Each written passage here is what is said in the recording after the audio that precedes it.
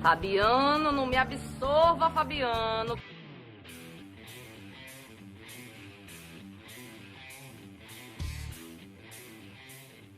E aí galera, beleza? Sejam todos bem-vindos aí para mais uma videoaula de funções. Hoje o tema é função afim ou função polinomial do primeiro grau, tá? Primeira coisa que eu já tenho para dizer é que esse negócio de função do primeiro grau não existe.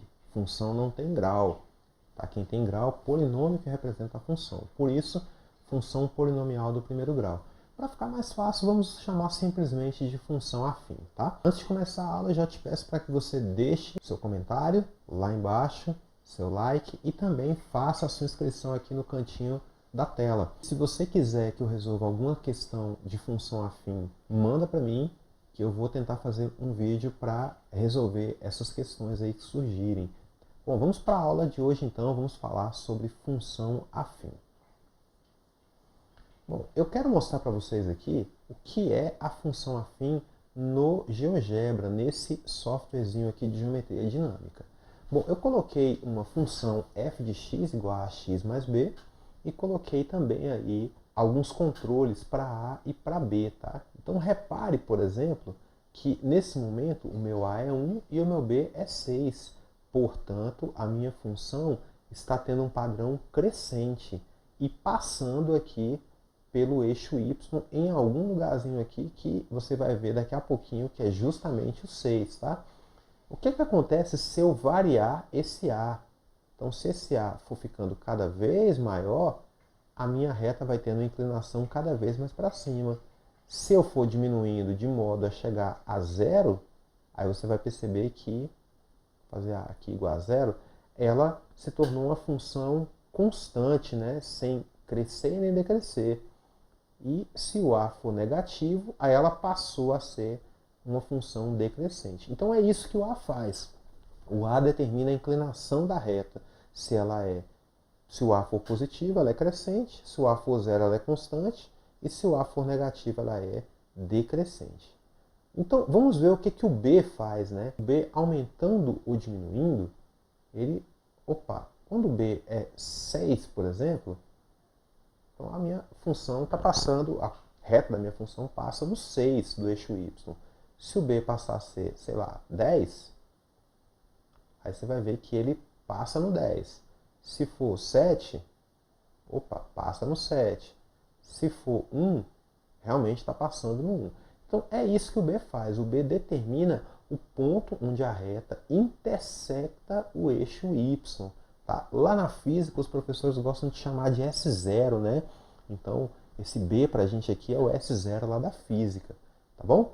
Bom, vamos então fazer algumas continhas com função para que a gente possa entender melhor este conceito. Vamos lá.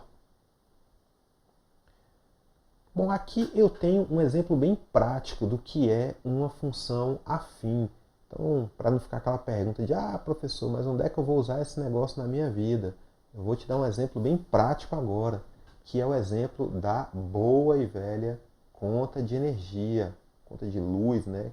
Para quem preferir assim. Essa conta de energia aqui, ela traz alguns dados que eu quero destacar. Por exemplo, aqui aparece que 232 kW foram consumidos a um valor de 0,7166062. Vou anotar isso aqui. E também apareceu aqui que existem duas taxas que são fixas. Então o que é fixo aqui? A iluminação pública a R$ 9,16 e a bandeira de 11,59.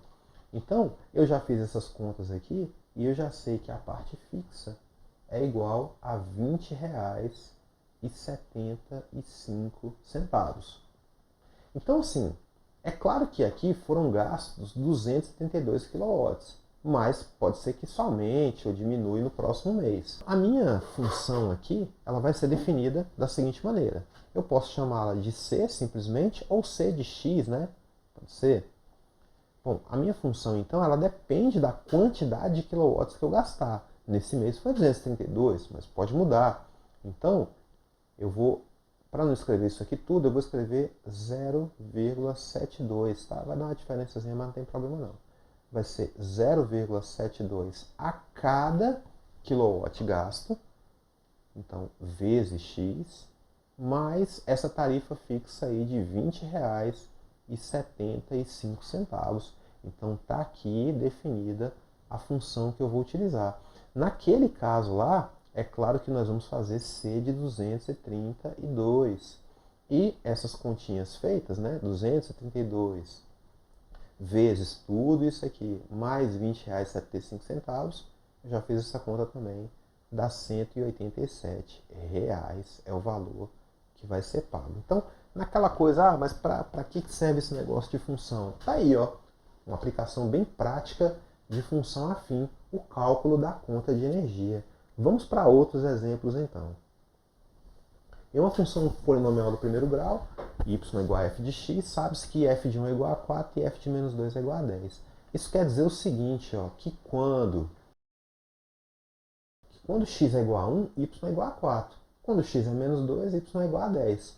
A função é polinomial do primeiro grau, ou seja, ela é do tipo y é igual a x mais b. Para fins de organização, de ficar mais bonito, eu vou usar ax mais b igual a y. Você já vai entender por quê. Bom, eu vou usar essas duas informações aqui, a informação 1 e a informação 2. Na primeira informação, x é igual a 1 e y é igual a 4. Então eu vou reescrever essa expressão aqui para x igual a 1 e y igual a 4. Então terei a vezes 1 mais b igual a 4. E terei também a vezes menos 2 mais b igual a 10. Tá? Você já deve ter percebido que isso aqui é um sistema de equações. Vou arrumar esse sistema então. Então eu vou ter. Tá aí o meu sistema arrumadinho. Eu não sei qual a estratégia que você gosta de usar para resolver, mas eu vou resolver para ficar mais rápido assim, ó. Fazer uma menos a outra, tá? Então, quando eu fizer A menos 2A, vai dar 3A. B menos B, obviamente, é igual a 0. E 4 menos 10 é igual a menos 6. Isso quer dizer, então, que A é menos 6 por 3, logo o A é igual a menos 2. Tá? Então, já sei que é uma função decrescente, né?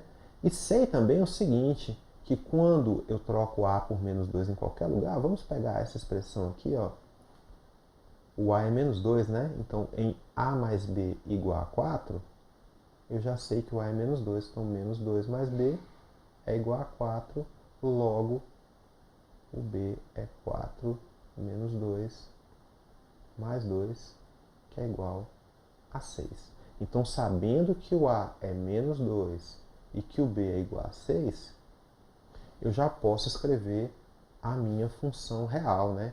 Então, y vai ser igual a ax é menos 2x, e b é 6, tá? Questões como essa aí os professores adoram passar, tá? Que é, dados dois pontos lá, encontrar a equação que define a função.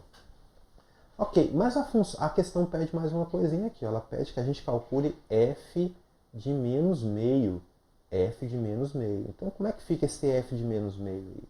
Simples. Olha lá, ó. Eu troco x por menos meio. Então, f de menos meio vai ser igual a, nessa expressão aqui, menos 2 vezes menos meio mais 6. Como eu já sei que esse 2 anula esse, e menos dá mais, vai sobrar só 1 mais 6, e 1 mais 6 é igual a 7. Então tá aí, eu consegui a função como foi pedido e descobri o valor de f de menos meio. Vamos para o próximo exemplo. Lourenço trabalha como DJ e cobra R$ 200 fixos mais R$ 90 por hora para animar uma festa. Então, item A, indicando por y o valor recebido em reais e x o número de horas trabalhadas. Eu quero saber qual a função que relaciona y com x. Então vamos lá. No item A, o camarada é certeza que ele vai ganhar o meu valor y, né, que é o que ele vai ganhar R$ 200. Certeza. Tá? Se ele trabalhar 1 hora, mais 90.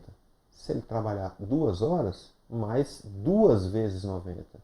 Né? 3 horas, mais 3 vezes 90. Então, se ele trabalhar X horas, 90x. Então, está definido aí o item A. 200 mais 90x é a função aí.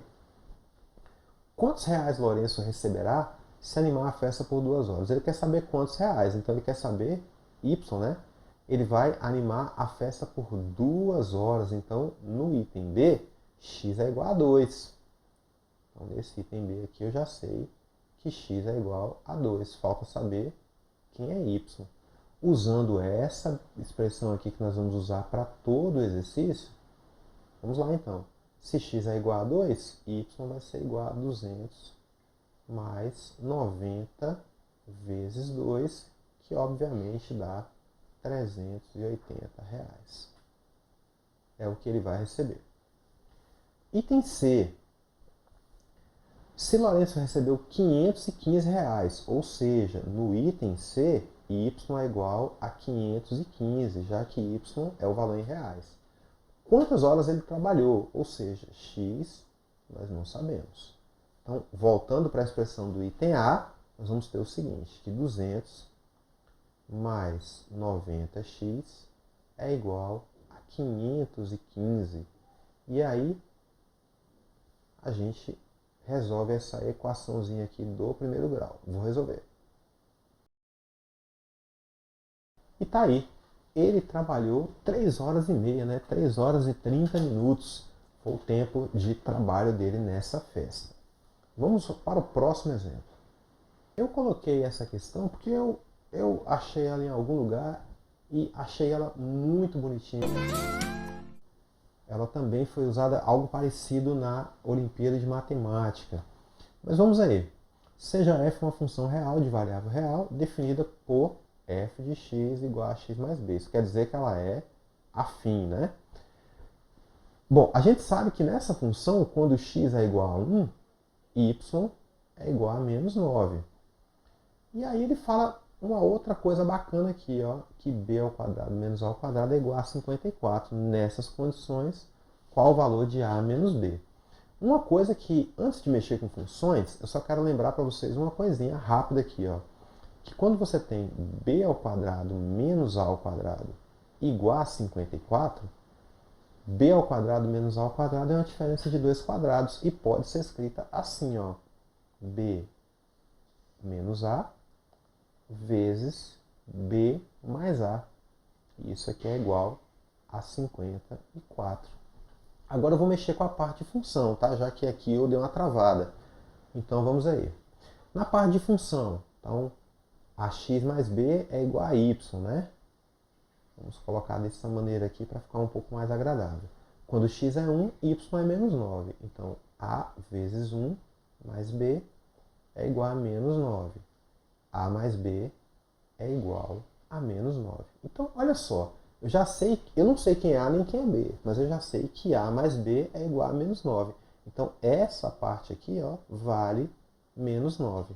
A pergunta é, qual o número que eu multiplico menos 9 para dar 54? Que número é esse? Tá? Então, esse número, obviamente, você já deve ter sacado aí que ele tem que ser menos 6, porque menos 6 vezes menos 9 é igual a 54 positivo. Então, qual a conclusão que a gente pode tirar disso? Que b menos a é igual a menos 6. Só que a pergunta não é quanto é b menos a pergunta é quanto é a menos b. Ora, se b menos a é menos 6, então a menos b é igual a 6.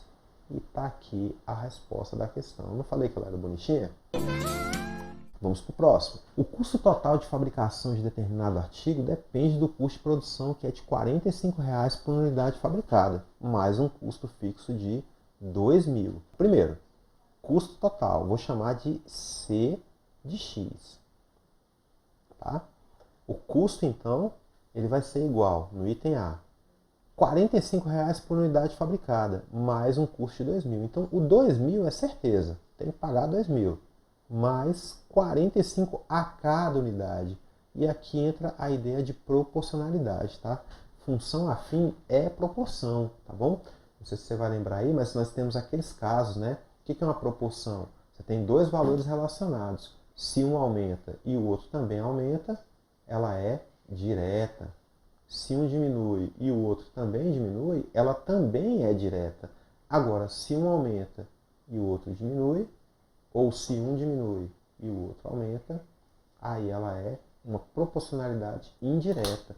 Isso quer dizer aqui, a gente também costuma falar que ela é diretamente proporcional ou indiretamente proporcional. Você vai falar, poxa, mas eu lembro disso aí em razão e proporção, né? Regra de 3, simples e tal. Sim, função afim é isso, tá?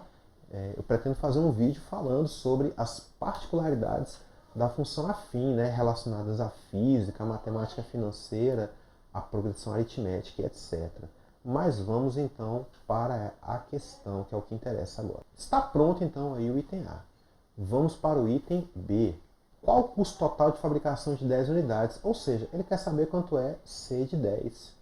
Então, 2.000 vezes 45, ou mais 45 vezes 10. Essa continha é fácil de fazer, né? C de 10, então, vai dar 2.000 mais 450, logo C de 10 é igual a R$ 2.450. Item C. O número de unidades que devem ser fabricadas para que o custo total seja de 3.800. Eu já sei então que o custo é 3.800, então o que eu vou usar é 2.000 mais 45x igual a 3.800. Bom, essa é uma equaçãozinha do primeiro grau que eu vou resolver rapidamente aqui, tá? Então, x é igual a 40 unidades. Mas o último item aqui, que é o item D, ele vai nos pedir o gráfico da função custo total, destacando os dados obtidos nos itens B e C. Então, este gráfico ele vai ficar mais ou menos assim, tá? Eu já sei o seguinte, que se eu produzir 0, eu já tenho um custo fixo. Então, nada é 2.000, eu já gasto 2.000. Pelo item B, eu sei que se eu produzir 10, eu vou pagar 2.450. E eu sei também pelo item C que 40 unidades equivalem a 3.800. Então, eu teria aqui um 3.800 mais em cima aqui, ó. Então, aqui eu tenho um ponto, aqui eu tenho o início e aqui eu tenho outro ponto. Tá? Então, o gráfico será uma reta. Aqui não vai ficar tão reto assim, mas não tem problema. Tá? Eu acho que deu para pegar mais ou menos a ideia. E a gente conseguiu aqui, então, construir o gráfico da função custo. Por hoje é só isso, galera. Vamos nos encontrar no próximo vídeo de funções. Eu aguardo vocês. Peço mais uma vez para que você faça sua inscrição, deixe seu comentário e o seu like. Fique com Deus e até a próxima.